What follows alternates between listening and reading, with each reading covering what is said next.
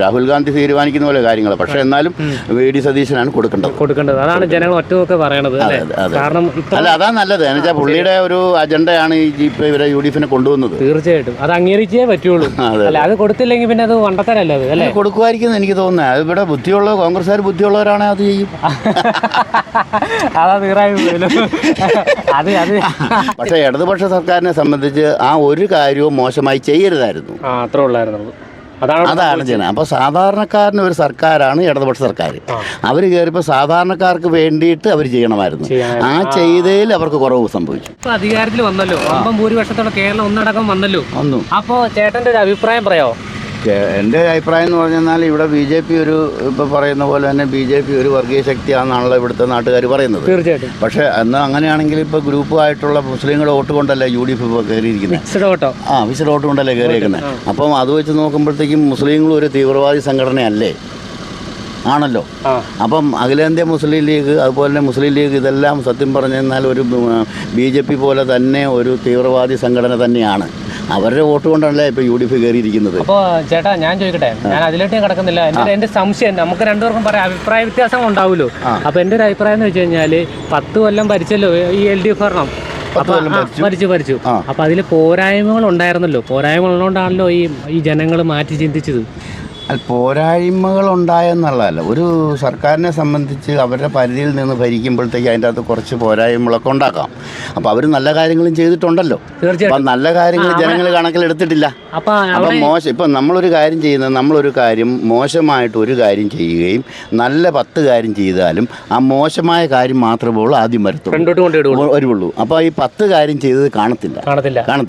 അപ്പോൾ അന്നേരം നമ്മൾ ഇതിൻ്റെ അകത്ത് ഇവർക്ക് വന്നിരിക്കുന്ന ഒരു മോശമായ കാര്യം അവർ ചെയ്തിട്ടുണ്ടാകാം. 10 നല്ല കാര്യം ചെയ്തപ്പോൾ അവർ മോശമായ കാര്യം ചെയ്തു. പക്ഷേ ഇടതുപക്ഷ സർക്കാരിനെ സംബന്ധിച്ച് ആ ഒരു കാര്യവും മോശമായി ചെയ്യരുതായിരുന്നു. അതാണ് ചെയ്യുന്നത്. അപ്പോൾ സാധാരണക്കാരന് ഒരു സർക്കാരാണ് ഇടതുപക്ഷ സർക്കാർ. അവർ കയറിയപ്പോൾ സാധാരണക്കാർക്ക് വേണ്ടിയിട്ട് അവർ ചെയ്യണമായിരുന്നു. ആ ചെയ്തതിൽ അവർക്ക് കുറവ് സംഭവിച്ചു. അതാണ് സംഭവിച്ചത്. എന്ന് പറഞ്ഞ പോലെ തന്നെ ഇടതുപക്ഷ സർക്കാർ മോശം ചെയ്തെന്നല്ല ഞാനീ പറഞ്ഞത്. അവർ മോശമായിട്ട് ചെയ്തു എന്നുള്ളതല്ല, സാധാരണക്കാർക്ക് വേണ്ടിയിട്ട് ചെയ്തത് കുറവായിപ്പോയി. അവർ സാധാരണക്കാർക്ക് വേണ്ടിയിട്ടായിരുന്നു ചെയ്യേണ്ടത്. അതായത് അവർ ഉദ്ദേശിച്ച ചേട്ടൻ പറഞ്ഞ ചിത്രമുള്ളൂ, അവർ വേർതിരിച്ച്.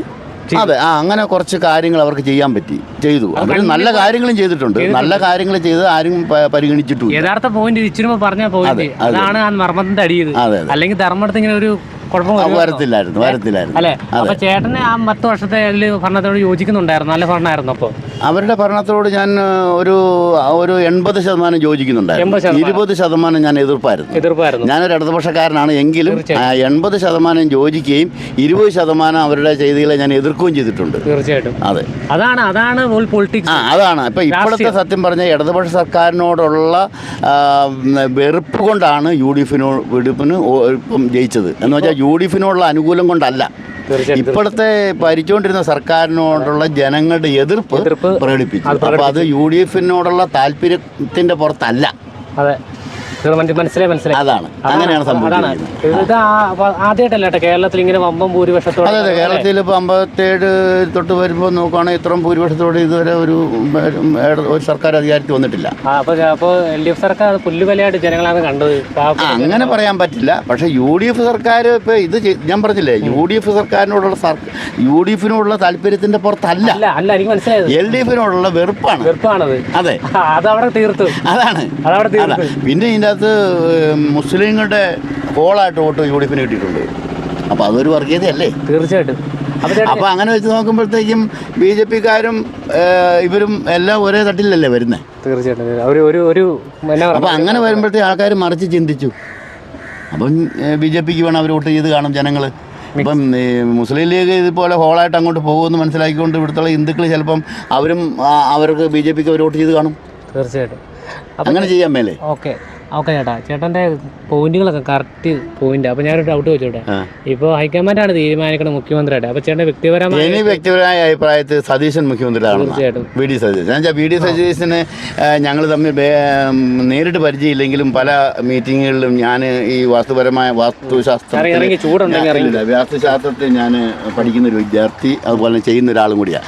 അപ്പോൾ ഞങ്ങൾ പല സ്ഥലങ്ങളിൽ വെച്ച് ഞങ്ങൾ തമ്മിൽ ഇത് കണ്ടിട്ടുണ്ട്. പുള്ളി നല്ല പുള്ളിയാണ് ഇത് കൊണ്ടുവന്നത്, പുള്ളിയാണ് മുഖ്യമന്ത്രി ആവേണ്ടത്. അപ്പോൾ കൊടുക്കും ചേട്ടൻ ഇത്ര എക്സ്പീരിയൻസ് ആയിട്ട് ചേട്ടൻ്റെ രാഷ്ട്രീയപരമായിട്ട് ഒരു ബന്ധം നോക്കുവാണെങ്കിൽ തോന്നുന്നുണ്ട് ഇവർ കൊടുക്കുന്നു വേണുഗോപാൽ കയറി വരുന്നു? അല്ല, വേണുഗോപാലിന് കയറി വരാനുള്ള സാധ്യതയില്ല. പിന്നെ ഇപ്പോൾ ഇവരുടെ ഹൈക്കമാൻഡല്ലേ തീരുമാനിക്കുന്നത്, ഇവരുടെ രാഹുൽ ഗാന്ധി തീരുമാനിക്കുന്ന പോലെ കാര്യങ്ങൾ. പക്ഷേ എന്നാലും VD സതീശനാണ് കൊടുക്കേണ്ടത്. അതാണ് ജനങ്ങൾ ഒറ്റയൊക്കെ പറയണത്. കാരണം അല്ല, അതാ നല്ലത്. എന്ന് വെച്ചാൽ പുള്ളിയുടെ ഒരു അജണ്ടയാണ് ഇപ്പോൾ ഇവരെ UDF കൊണ്ടുവന്നത്. തീർച്ചയായിട്ടും അത് അംഗീകരിച്ചേ പറ്റുള്ളൂ. അല്ല, അത് കൊടുത്തില്ലെങ്കിൽ പിന്നെ അത് വണ്ടത്തരല്ല. അത് അല്ലേ കൊടുക്കുമായിരിക്കും എനിക്ക് തോന്നുന്നത്. അത് ഇവിടെ ബുദ്ധിയുള്ള കോൺഗ്രസ്സുകാർ ബുദ്ധിയുള്ളവരാണെങ്കിൽ അത് ചെയ്യും. അതാ തീറായി അത് ശരിയാ. Okay thank you.